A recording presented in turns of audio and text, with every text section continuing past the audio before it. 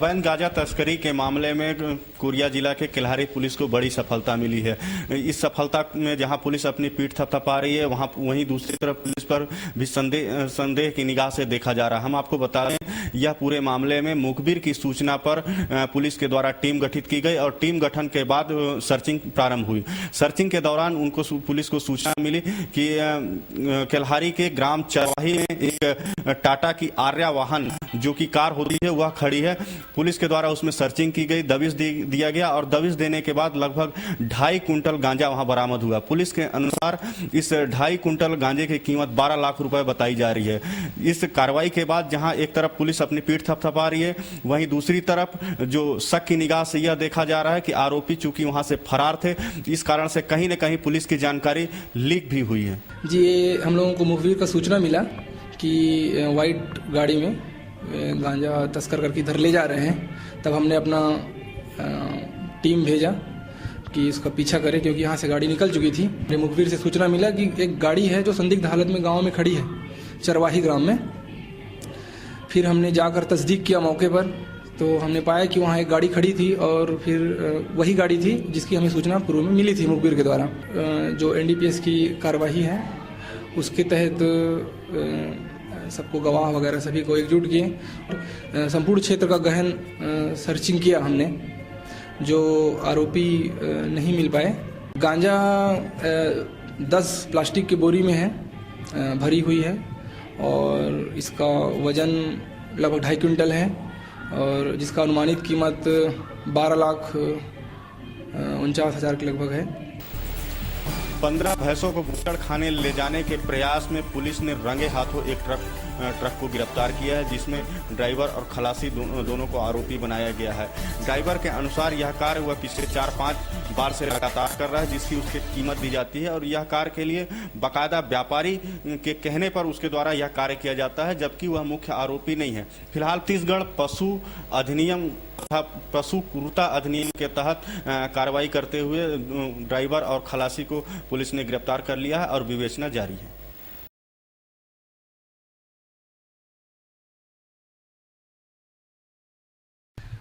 कल दरमियानी रात हम लोग रोड पेट्रोलिंग में थे, नाइट गश्त पे।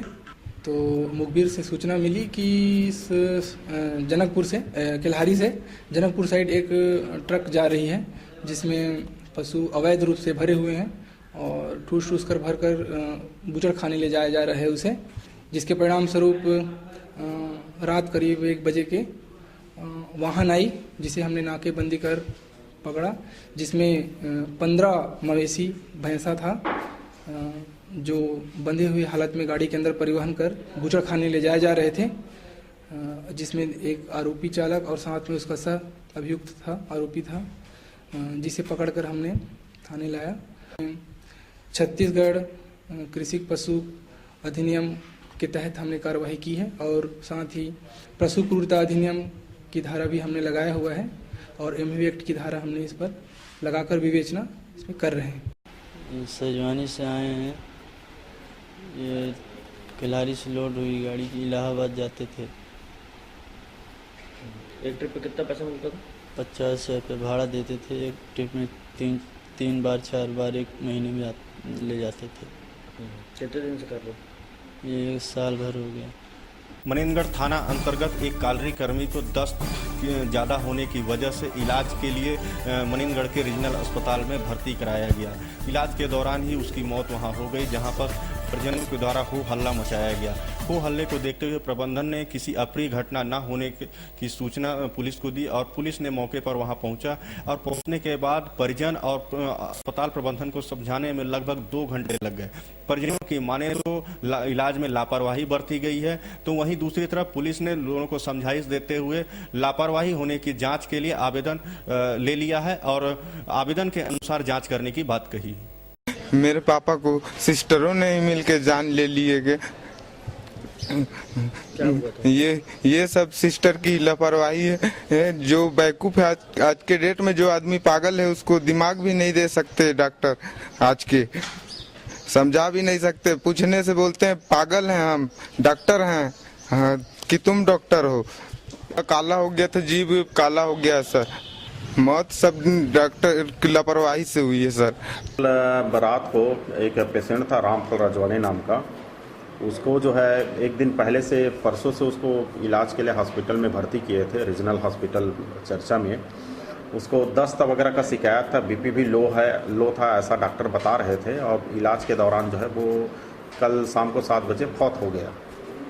उसमें उसके घर वाले को संदेह था कि डॉक्टर लापरवाही पूर्वक इलाज किया, जिससे हमारा जो है पिताजी ख़त्म हो गया करके, तो उस पर मर्ग कायम कर लिए हैं और आगे जांच किया जा रहा है। पीएम रिपोर्ट जैसे उसमें प्राप्त होगा तो उसके आधार पर फिर आगे की कार्रवाई होगा। कुरिया चौकी के अंतर्गत दो परिवार आपस में सिर्फ पैसे को लेन देन को लेकर भिड़ गए। दोनों के बीच में घातक प्रहार हुआ और मामला पुलिस तक पहुंचा। फिलहाल हम आपको बता दें कि ये दोनों परिवार जो है डोमन हिल के सुभाष कॉलोनी में रहते थे। लड़का ने आ करके मेरे को बोला कि पापा जो है कि 5,000 रुपया मुन्ना भाई को दे देते थे, उनकी गाड़ी का मामला है, गाड़ी का रजिस्ट्रेशन नहीं हुआ है, बार बार पकड़ी जा रही गाड़ी, और ले जाओ पड़ोस का मामला है। देता तो नहीं मैं उस आदमी को, पैसे कौड़ी के लेन देन मैं करते ही नहीं हूँ और देता भी नहीं हूँ। उस आदमी से मैं अच्छे से वाकिफ़ हूँ कि गंदे ख्यालात का आदमी है। पहले लड़के सोचे ठीक है पड़ोस का मामला है, ले जाओ दे दो भाई।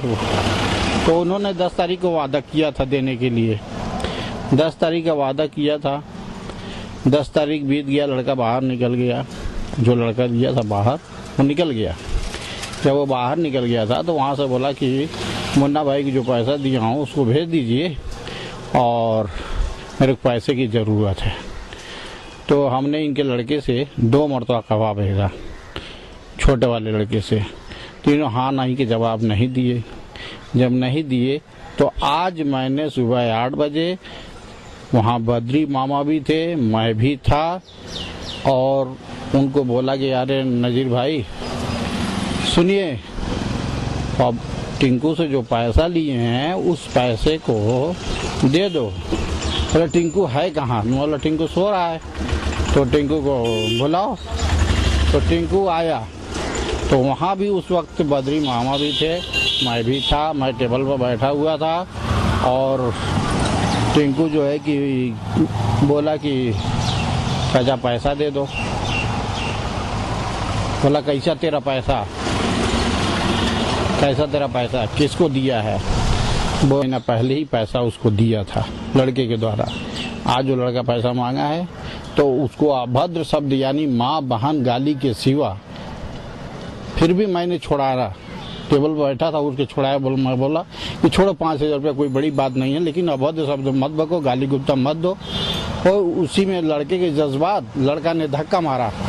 साइड में दीवार थी, दीवार पर उन्होंने जा करके गिरा है। गिरने के बाद जो है कि उसको हाथ में चोट आ गई है। दीवार भी थी और अर्थ लीकेज का पाइप निकला हुआ था, उसी पर जा गिरा। और उस मुसलमान लेता ही नहीं है, इंटरेस्ट से हमसे नहीं मतलब है। हमने तो अगले महीने दिया, तो बात ही हो रही 10 तारीख को हम वापस कर देंगे। 10 से आज 26-27 तारीख हो गया, तब लड़का मतलब 2-3 खबर देने के बाद तब भेजा है। मारपीट होने का कारण ये है कि लड़का को बर्दाश्त नहीं हुआ, उन्हें अभद्र शब्द बका और उसने जो है कि धक्का मारा है, जा करके दीवार में गिरे हैं और दौड़ के गए हैं, लाठी लेकर के आए हैं और लाठी से प्रहार शुरू कर दिए। तब तक दूसरी साइड से, उस दफाई से, उधर से भी डंडा आना शुरू हुआ। ये लोग आपस में ही इस तरह से मारपीट किए हैं और गाली गलौज हमारे दरवाजे पर आकर के किए हैं। मैं आज के 1 साल पहले इससे 5,000 रुपया लिया था, कोई कारणवश से लिया रहा है, तो उसको 8,000 रुपये ब्याज दे दिया और प्लस मूलधन दे दिया। और फिर आज पैसा का सवाल किया, तो पैसा का जब सवाल किया तो मैं बोला क्या चीज़ का पैसा लेगा बेटा? वो इतना देने के बाद भी तो वो मेरे ऊपर हाथ छोड़ दिया। वो मिनाजुद्दीन और शहाबुद्दीन और मोइनुद्दीन डोमन हिल सुभाष कॉलोनी के पास माइनस में रहते हैं। घर में घुस के नहीं, रोड पे वही 8:20 के दौर की है। मेरे को और ये लड़के को और मिसेस को, मेरे हाथ में है ये पखौरा पे है, कमर में है, हाथ की उंगली जो है तो ये तो काम नहीं कर रही है, उसके बाद मतलब वो मेरे को बीच में 2-3 लड़के आ करके छुड़ाया, तो मैं वहां से निकला तो फिर गाड़ी लेकर के इधर भागा। मैं कोरिया चौकी में आ करके रिपोर्ट दर्ज कराया। नजीर मोहम्मद थाना आकर रिपोर्ट लिखाया कि मोहम्मद थाना पुलिस चौकी कोरिया आकर रिपोर्ट लिखा है कि 1 वर्ष पहले शहाबुद्दीन से 5,000 रुपये ब्याज में उधार पैसा लिया था और जिसका वो 8,000 रुपये ब्याज सहित उसको दे चुका था शहाबुद्दीन को। और इसी पर आज शहाबुद्दीन नजीर मोहम्मद से 5,000 रुपये फिर से ब्याज का पैसा मांगा और जिस पर वो पैसा दे चुका हूँ बोला तो माँ बहन की गाली देने लगा तथा जान से मारने की धमकी दिया। और एक राय होकर शहाबुद्दीन के लड़के निजामुद्दीन और मोहम्मद तीनों मिलकर जान से मारने की धमकी देकर मारपीट किए हैं।